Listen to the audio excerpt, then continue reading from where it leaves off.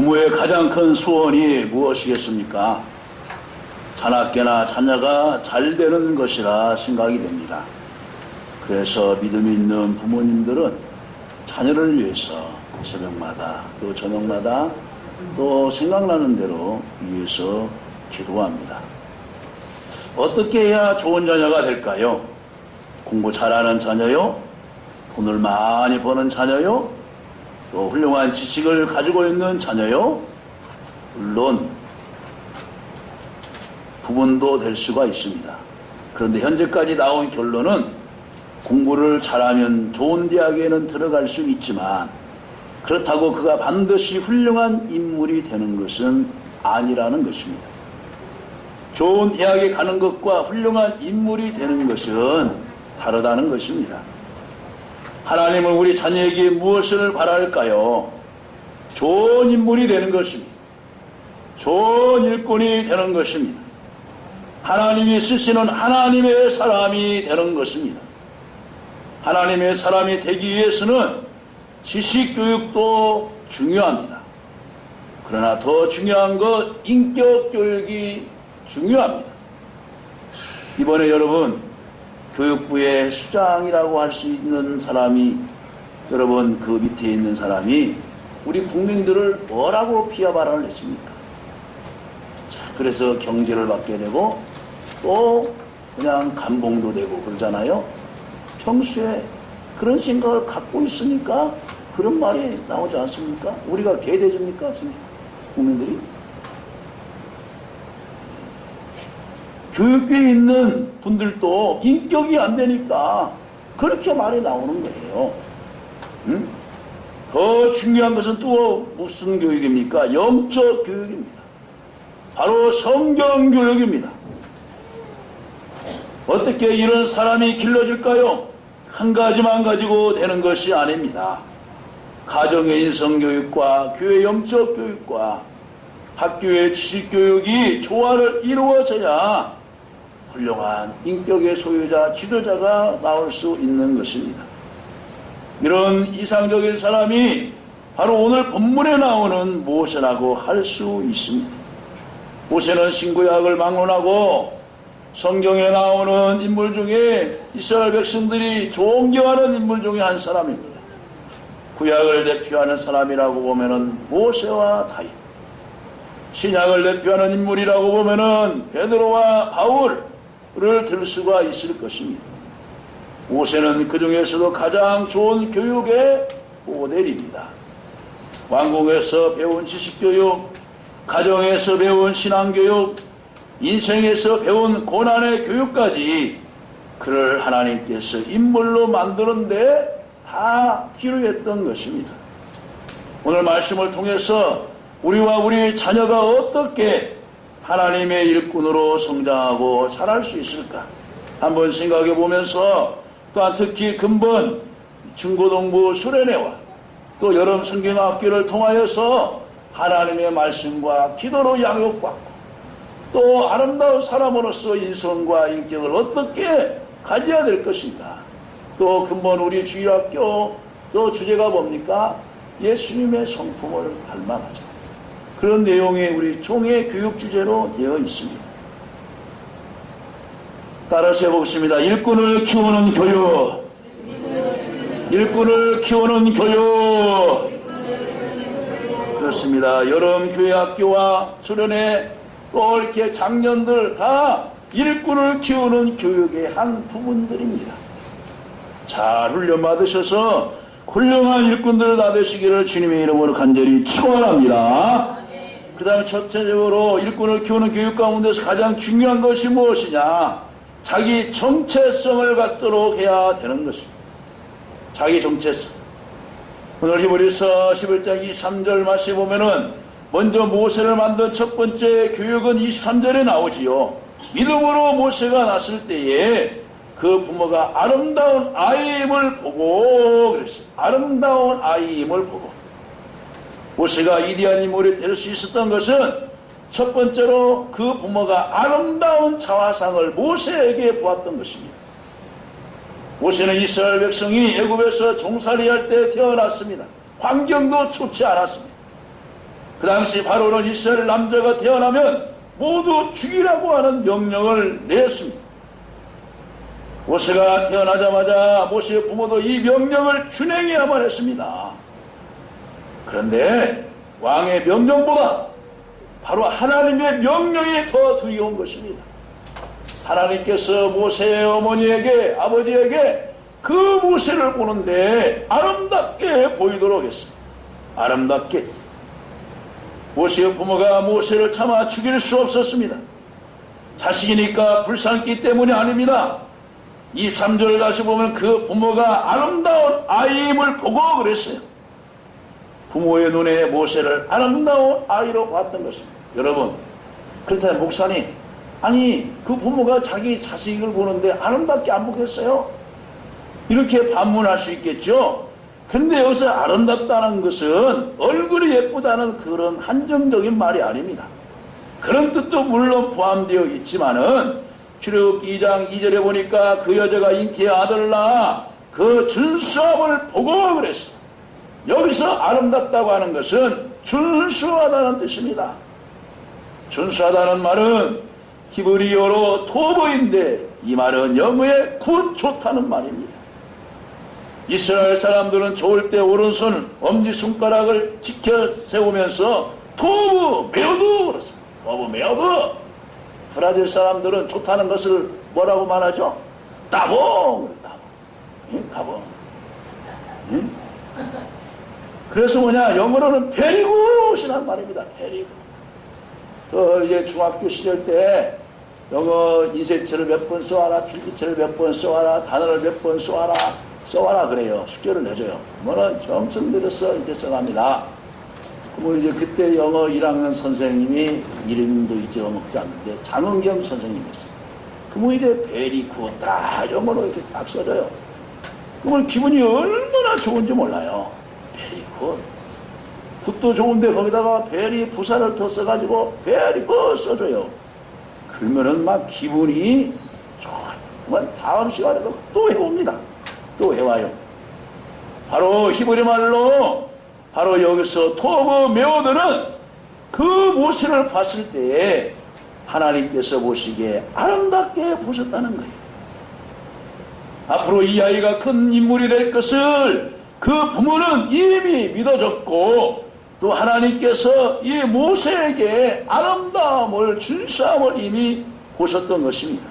그러니까 바로의 명령보다도 하나님의 명령을 더 두려워했던 것입니다. 여러분은 하나님의 명령보다 아니면은 어떤 명령을 더 중요하게 여깁니까? 담임 선생님의 말씀이요? 너네들 이번 주 학교 안 나오면 점수 없어? 학원 선생님이요? 야, 이번 주 뒤에 중간고사 특강을 해? 기말고사 특강을 한다? 학교 선생님의 말씀이 더 중요합니까? 교회 선생님의 말씀, 교회 목사님의 말씀이 더 소중히 여깁니까? 바로 모세의 부모는 바로 왕의 명령보다도 하나님의 명령을 더 두려워하면서 하나님의 명령에 순종을 했습니다. 이 아이가 큰 인물이 될 것을 이미 믿었던 것입니다. 바로 그래서 또한 사도행전 7장 20절에 보면은 스데반 집사가 설교를 하지요. 그때 뭡니까? 아름답다, 준수하다는 본래의 뜻이 나타납니다. 스데반의 모세에 대하여 한 설교에서 그때 모세가 태어났는데 하나님이 보시기에 아름다운지라 그랬어요. 하나님이 만물을 창조하실 때 하나님께 어떻게 그랬어요? 하나님 보시기에 아름다운지라 그랬잖아요. 하나님이 보시기에 아름다운지라. 그냥 아름다운 것이 아니라 하나님 보시기에 아름답다는 거예요. 하나님 보시기. 이것이 아름답다는 성경적 의미입니다.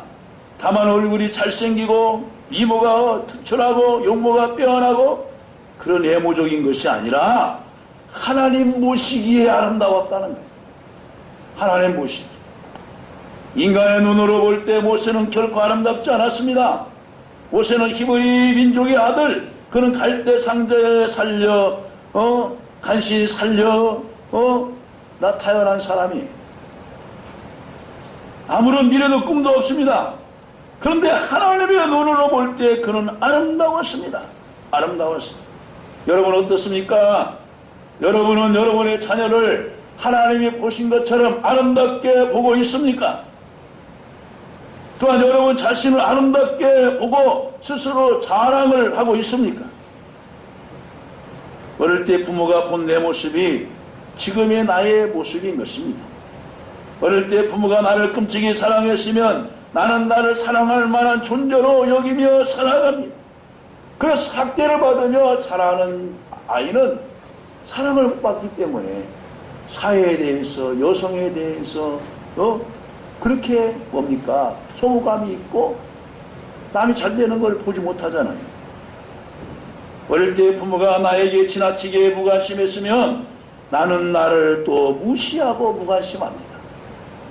가족에 대해서 무관심하는 것입니다. 여러분, 웨슬리가 훌륭한 인물이 된 것은 그 부모의 격려였다고 합니다. 그 어머니 수잔나는 자녀들을 위해서 일주일에 한 번씩 1:1 홈스쿨링을 하는데 잠자기 전에 꼭 3마디를 자녀들에게 들려주었답니다. God loves you. 하나님 너를 사랑합니다. You can do everything. 너는 모든 것을 할 수 있다. 그 다음에 You are worthy in the world. 너는 세상에 가치 있는 존재다. 하나님은 너를 사랑한다. 너는 모든 것을 할 수가 있다. 너는 세상에 가치 있는 존재다. 이 3마디가 바로 감리교의 창시자인 요한 웨슬리가 태어나도록 만든 것입니다. 그렇습니다. 위대한 사람들은 위대한 일을 하기 전에 위대한 자화상을 가진 것입니다. 얼마 전에 미국 대통령 특보로 소경이면서 고장아니었던 사람 여러분 아시죠? 중학교 때 친구가 공을 찼는데 그 공이 눈에 맞아가지고 시력을 잃었습니다. 시력을 잃었습니다. 그런데 열심히 공부해서 미국에서 박사를 따고 바로 이제 부시 대통령 때 그 특보로 백악관을 수시로 가서 대하했던 사람이 강용호 박사입니다. 근데 여러분, 그 강용호 박사가 암을 얻게 되었습니다. 암으로 마지막 돌아가시면서 뭐라고 했느냐? 암보다 더 큰 병은 자기 포기의 병이다. 부정적인 생각으로 자기를 포기하는 것이 가장 나쁜 병이다 라고 말을 했습니다. 그러면서 그는 감사하면서 하는 나라에 갔습니다. 그 임종 직전에 그 녹음한 내용 파일들이 돌고 있어요. 하나님 감사합니다. 하나님 아니었던데 제가 한국 땅에서도 무시를 당하며 살았는데 제가 어찌 미국까지 가서 박사학위를 받고 대통령 특보로 마음대로 백악관에 왔다가 무슨 회의할 때, 원탁 회의할 때 초청 대상으로 불러다가 그 조언을 듣고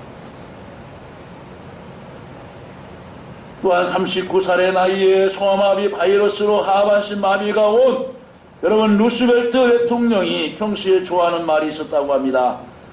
너에게 다리가 있거든 다리로 달려라. 만일 다리가 없거든 꿈으로 달려라. 신앙적 자화상이 운명을 바꾸는 것입니다.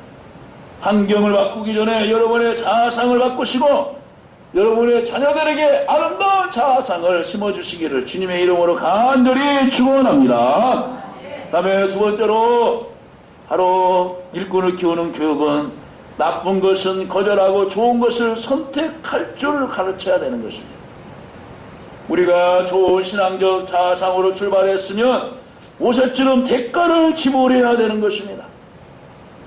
오늘 본문 24절 말씀 보면은 믿음으로 모세는 장성하여 하루에 공주의 아들이라 칭함받기를 거절하고 도리어 하나님의 백성과 함께 고난받기를 잠시 죄악의 낙을 누린 것보다 더 좋아 그리스도를 위하여 받는 수모를 애굽의 모든 보화보다 더 큰 저물로 여겼으니 이는 상주심을 바라봄이라 그랬습니다. 자화상을 고쳤으면 다음 무엇을 해야 됩니까? 모세처럼 2가지를 하면 됩니다. 거절할 것은 거절하고 좋아하는 것은 더 좋아하는 것입니다. 거절할 것은 담대히 거절하고 내가 좋아하는 것은 열심히 해야 되는 것입니다. 믿음으로 모세는 장성하여 바로의 공주의 아들이라 칭함받기를 거절했습니다. 하나님의 사람이 되기 위해 먼저 거절하는 방법을 배워야 되는 것입니다. 모세는 무엇을 거절했습니까? 애굽의 공주의 아들이라는 것을 거절했습니다. 그동안 키워줬잖아요. 애굽 궁중에서 애굽의 학문을 답습하면서 배워줬잖아요.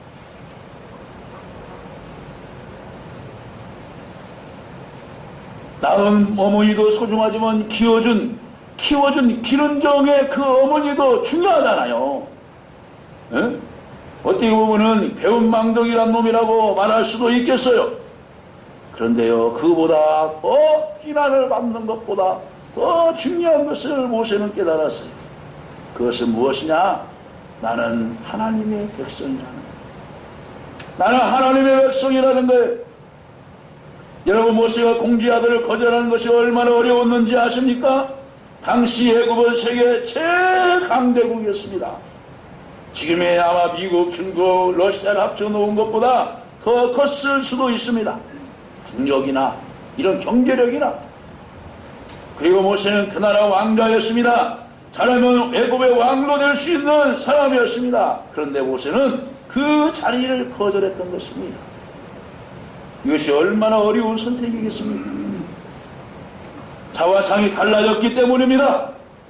자화상이 달라지면 사는 이유와 목적이 달라지는 것입니다. 세상 사람들은 왜 삽니까? 돈 벌으려고 삽니다. 왜 삽니까? 출세하려고 삽니다. 왜 공부합니까? 높아지려고 공부합니다. 대부분이 그렇게 대답을 하지요. 그러나 믿음이 들어간 사람들은 대답을 할 때 다릅니다. 왜 돈을 법니까? 선교하려고요? 봉사하려고요? 왜 열심히 배웁니까? 나에게 주신 것을 나눠주려고요? 나눠주려고요? 생각 자체가 달라집니다.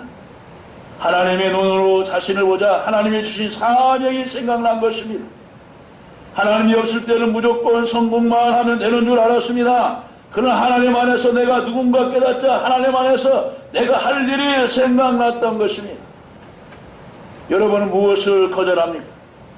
여러분의 자녀는 무엇을 거절하도록 가르칩니까? 25절에 보면 죄악의 낙이란 말이 나옵니다. 성경의 사람들은 하나님을 위하여 무엇인가 거절한 사람들이었습니다. 다니엘은 바벨론 나라에서도 인정받은 사람입니다. 세 번째 수위까지 올라갔습니다. 그렇잖아요. 그래서 야, 이 황제의 우상에게 절만해라. 황제가 숭상하는 바벨론의 최고의 신에게 절만해라. 그냥 너 여기서 먹을 거 쓸 거 걱정 안 해도 된다. 어떤 조건이 내세워졌습니다. 그러잖아요. 근데 다니엘은 그것을 거절했습니다. 바벨론의 청년들에게는 고기를 갖다 주고 하면서 어느 기일 동안에 잘 먹입니다. 그리고 나서 너네들나 저에게는 그냥 야채만 주세요. 그래서 그 기간 동안에 이제 먹게 되었는데 나중에는 어떻게 합니까? 그 바벨론의 청년보다도 얼굴이 더 밝고 생기가 있고 더 좋아집니다. 왜 그럴까요? 하나님이 지켜주시기 때문에. 니에미야는 무너진 조국을 생각하면서 왕의 음식을 거절했습니다. 요셉은 순결하게 살기 위해서 보디발의 아내의 유혹을 거절했습니다. 다윗은 하나님의 뜻을 누리기 위해서 사울을 죽이세요. 지금 하나님이 왕에게 원수를 죽일 수 있는 기회를 주지 않았습니까? 그런 살인 감정의 유혹을 거절했습니다. 세례요한은 하나님의 나라를 위하여 화려한 것을 거절했습니다. 약대 터록과 이집의 뚜기와 석청을 먹으면서 광야에서 하나님의 말씀을 선포했습니다. 미국의 벤자민 프랭클린은 하나님 앞에 올바로 살기 위해서 매일 몇 가지를 거절했다고 합니다. 과음을 절제하고 과식을 절제하고 자신과 타인에게 도움이 되지 않는 말, 또 낭비, 오늘의 시간을 헛되게 쓰는 것, 게으른 분노, 몸을 함부로 여기는 것, 그 결과 그는 훗날 미국의 유명한 인물이 되었습니다. 자기 젊음의 청년을 자유방임하는데 내버려 두면은 나중에 몸은 망가집니다. 영혼이 피폐해지는 것입니다. 저희들이 하나님 말씀을 먹는데 예배 드리는데 인식하면은 세상적인 것으로 가득 채워지게 되는 것입니다. 우리가 하나님을 위해서 무엇인가 거절하면 하나님이 우리를 위해서 무엇인가 채우시는 줄로 믿으시기를 간절히 바랍니다. 히브리서 또한 11장 25절 26절 보세요. 도리어 하나님의 백성과 함께 고난받기를 잠시 죄악의 낙을 누리는 것보다 더 좋아한다 그랬습니다. 여러분, 고난이라고 다 두려워하지 마세요. 이단과 싸우는 거 두려워하지 마세요. 사회의 종교와 대적하는 거 두려워하지 마세요. 고난받기를 여러분 모세가 어떻게 그랬어요? 하나님의 백성과 고난받기를 더 좋아했다 그랬습니다. 모세는 쾌락을 거절할 뿐 아니라 고난을 선택했습니다. 신앙은 거절이며 또한 선택의 연속입니다. 신앙은 버릴 것은 버리고 택할 것은 취해야 되는 것입니다. 그래서 성경은 말하죠. 악한 것은 모든 모양이라도 버리고 좋은 것을 취하라 그랬습니다. 모세가 금방 하나님의 사람이 된 것이 아닙니다. 오늘 읽은 출애굽기 3장은 모세가 왕궁에서 나와서 미디안 광야에서 40년간을 바로 이제 그 이두르의 장인의 양을 키우면서 훈련을 받게 된 것입니다. 모세가 어떤 훈련을 받았나요? 첫 번째는 기다림의 훈련을 받았습니다. 모세는 무려 40년을 광야에서 기다렸습니다. 기다렸습니다. 하나님은 인내하는 자예요. 인내하는 자에게 하나님은 복을 주시고 쓰시는 것을 믿으시기를 간절히 바랍니다. 하나님 우리를 훈련시킬 때 아멘하고 잘 받으세요. 근본 주일학교 우리의 학생들, 중고등부 학생들 아유 학원 가야 되는데 아유 보충 수업 가야 되는데 하나님께 투자하면은 하나님이 반드시 보상해 줄 줄로 믿으시기를 간절히 바랍니다. 아멘. 두 번째 과목은 무명이라는 과목을 잘 견뎌내야 되는 것입니다. 모세는 한때 잘 나가던 이집트 왕자였습니다. 지금의 애굽왕은 그의 의형제입니다. 그런데 그 화려한 왕궁을 떠나 지금은 황량한 광야에서 쓸쓸히 양과 생활하고 있습니다. 그리고 모두 그를 잊었습니다. 사람이 가장 비참한 것은 모두 사람에게 잊혀진 존재인 것입니다. 그러나 하나님은 모세를 잊지 않았습니다.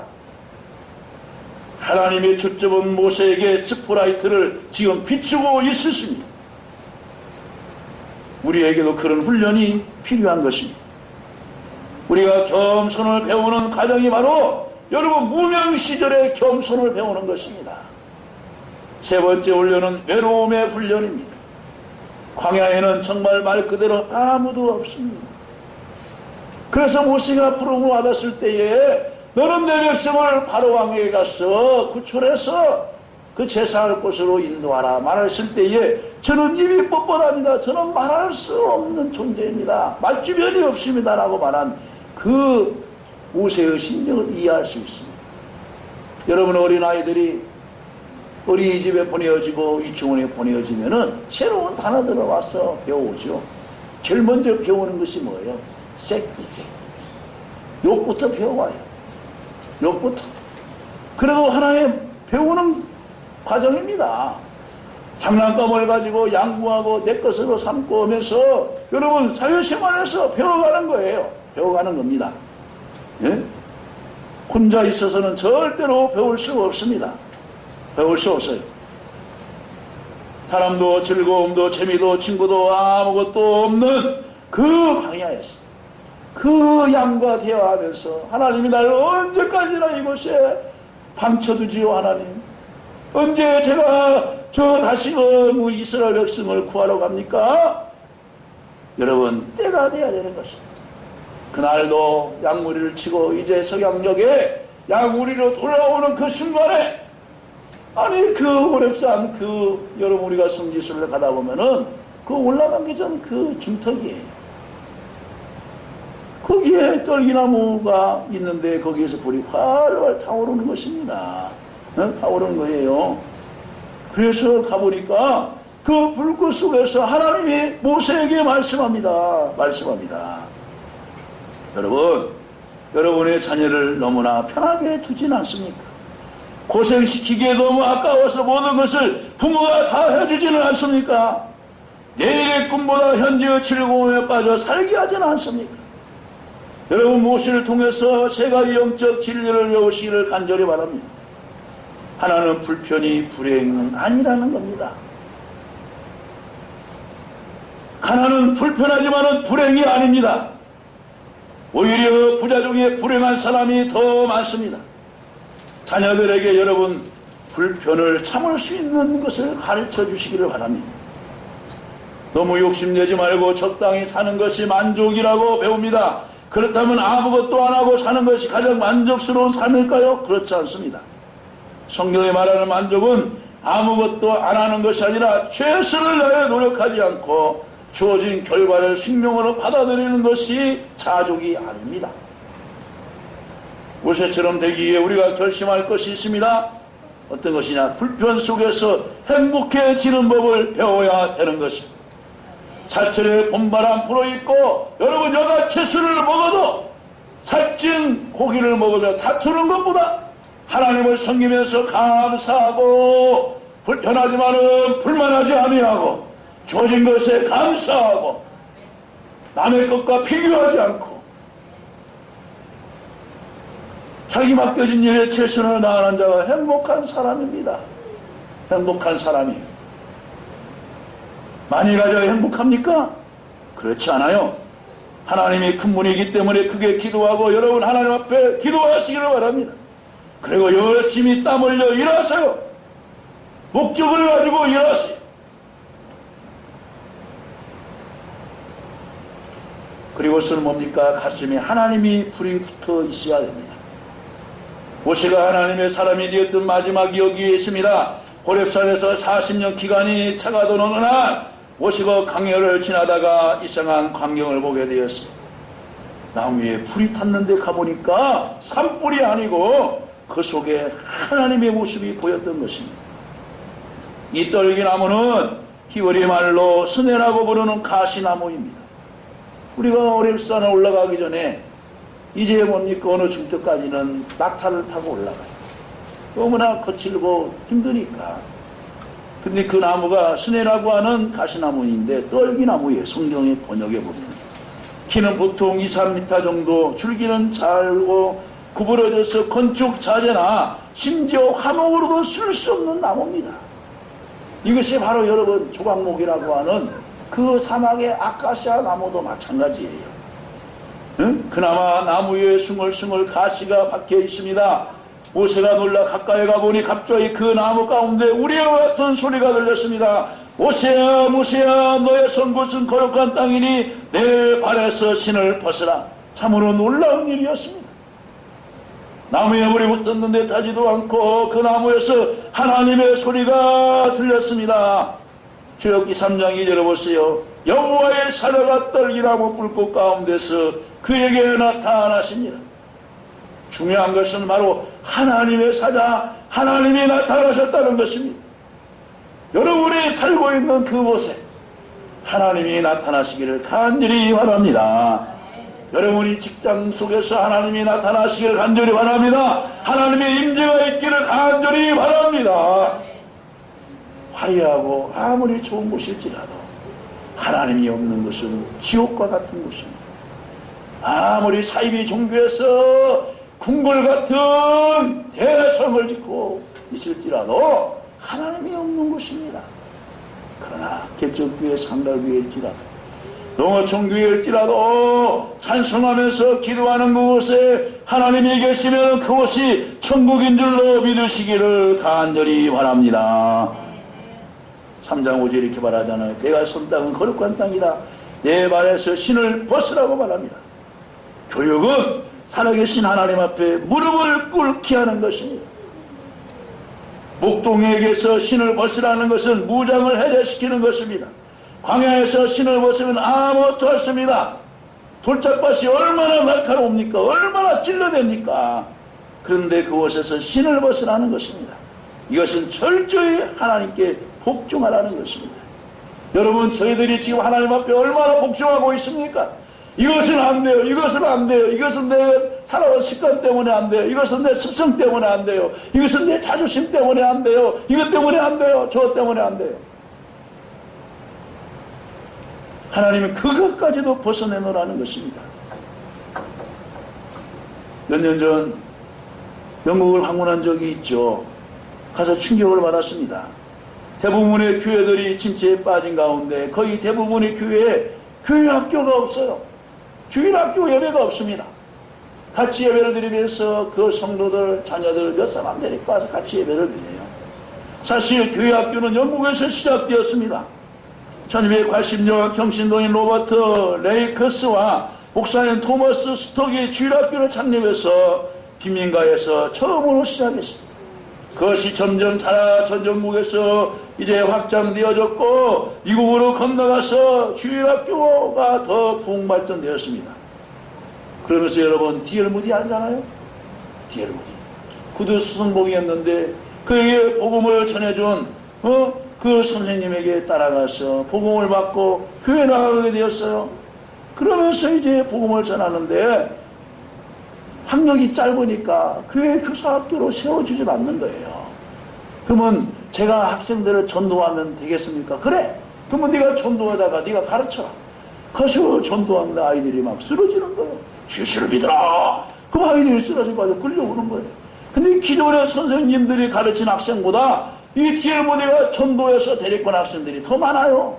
그래서 더 새끼치고 해가지고 주일학교가 얼마나 붕냈는지 모릅니다. 금월 성경학교를 통하여 우리 등대교회 주일학교가 붕내기를 주님의 이름으로 간절히 축원합니다. 말씀을 맺겠습니다. 우리 어린 자녀들이 미리 한국 사회의 주인공들이 되도록 하십시오. 우리가 기르는 자녀들이 모세처럼 다윗처럼 베드로처럼 바울처럼 하나님의 일꾼이 되도록 우리가 말씀의 신앙교육과 또 가정의 교육 또 세상 지식도 필요하죠. 그러면서 우리 자녀들에게 너는 하나님을 모시기에 아름다운 아이다. 주일학교 학생들에게 너는 하나님을 모시기에 아름다운 자녀다. 가르치면서 거절할 것은 거절하고 선택할 것은 잘한 것은 잘할 수 있도록 격려하고 잘 이끌어주면서 훌륭한 인물을 키우시는 교환 선생님들 또 근본 주일학교 성경학교 또 수련회가 되시기를 주님의 이름으로 간절히 축원합니다.